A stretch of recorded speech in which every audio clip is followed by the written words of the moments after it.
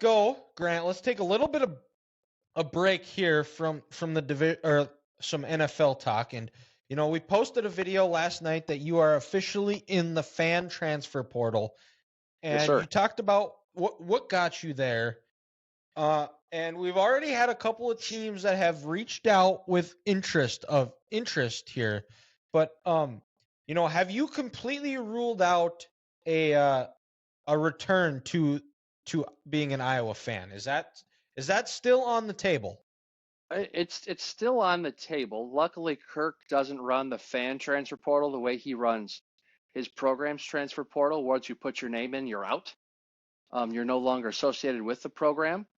But I do have to say this: with Eric All going to the NFL draft, one less person to be excited about on offense, and an offense that already wasn't exciting.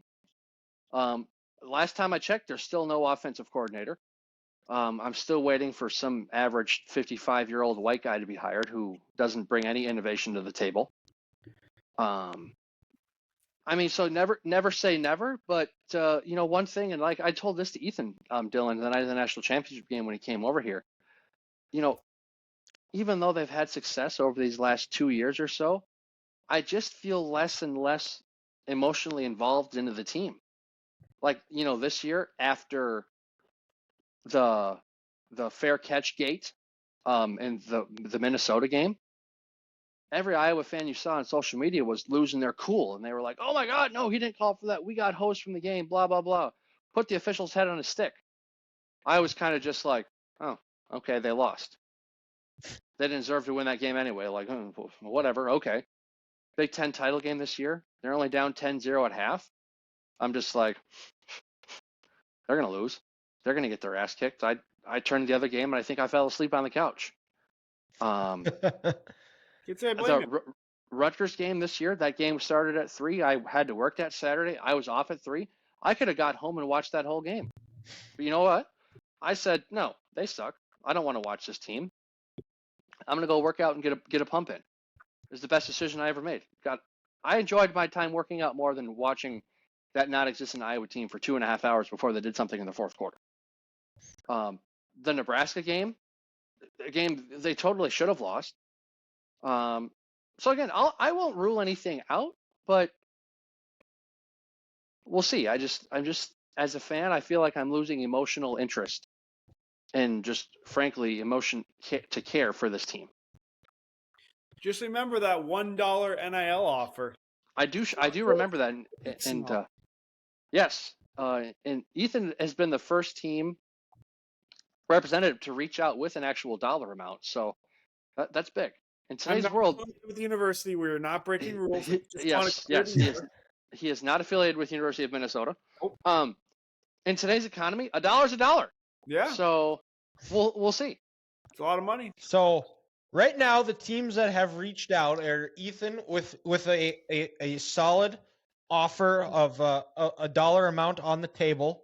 And the other teams that we have seen reach out so far are Tennessee, Oregon, and Nebraska.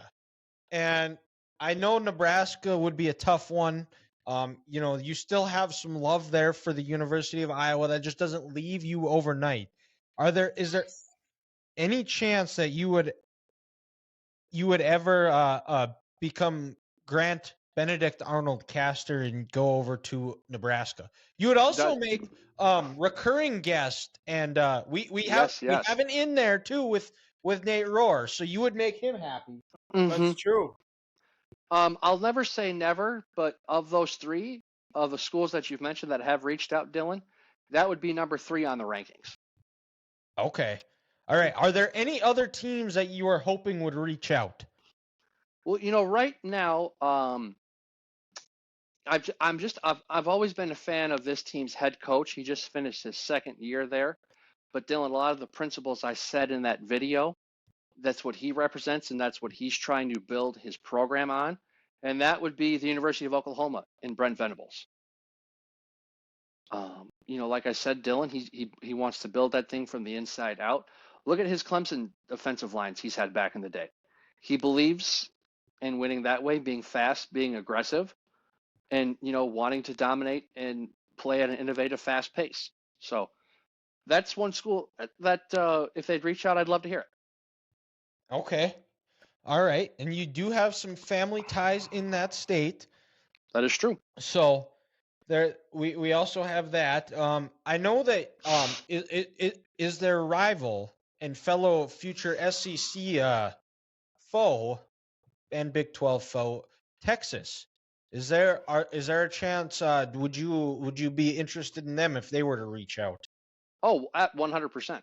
Because like I told you, I've always been a fan of Texas. You know, going back to that Rose Bowl when they played Michigan, and I'm gonna call a spade here.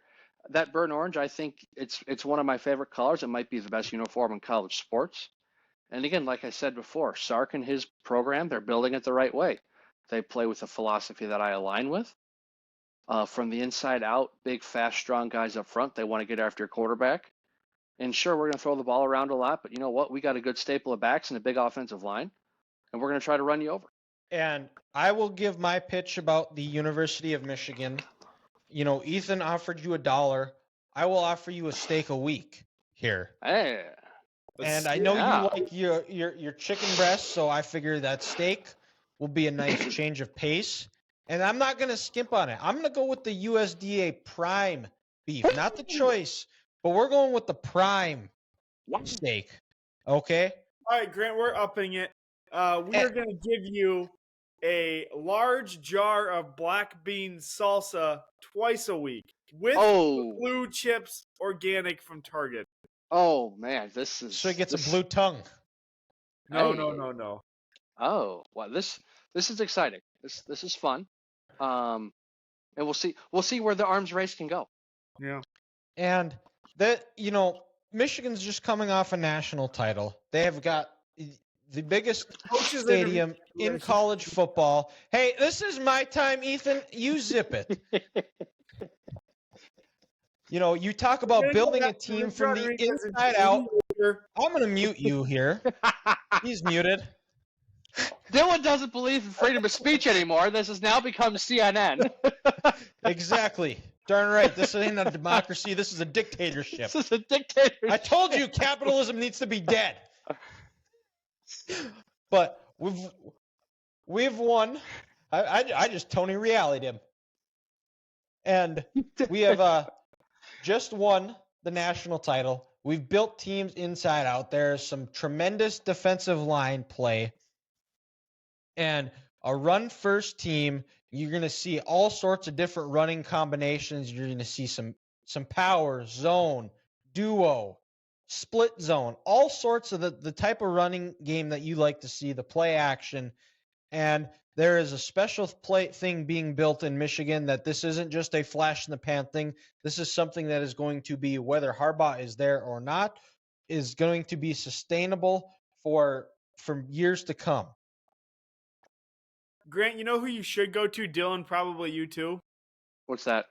BYU, because neither one of you guys are going to get sex in a while. So, you know, just do it. Oh, that's a valid point. That is a valid point. So we can add BYU to the list here. We can add the Cougs to the list. Yes.